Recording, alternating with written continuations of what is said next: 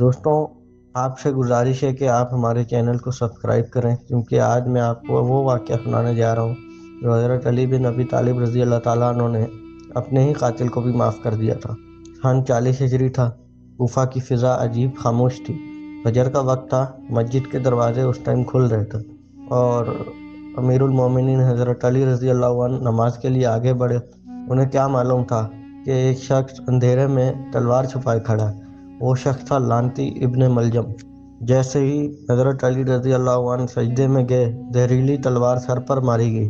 لوگ چیخ اٹھے، لیکن جانتے ہیں حضرت علی رضی اللہ عنہ نے پہلا جملہ کیا کہا؟ رب کعبہ کی قسم، میں کامیاب ہو گیا۔ سوچئے، جس لمحے انسان موت دیکھتا ہے، حضرت علی رضی اللہ تعالیٰ عنہ اس لمحے اللہ کی کامیابی دیکھ رہے تھے۔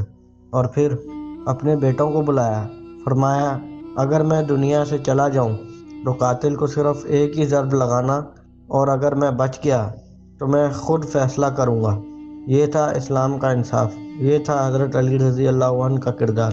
قاتل خون میں لتھڑا کھڑا تھا اور علی رضی اللہ عنہ پھر بھی ظلم سے منع کر رہے تھے۔ اگر آپ بھی حضرت علی رضی اللہ تعالیٰ عنہ سے محبت کرتے ہیں تو ویڈیوز کو لائک کریں اور سبسکرائب کر کے لکھیں کرم اللہ وجہہ۔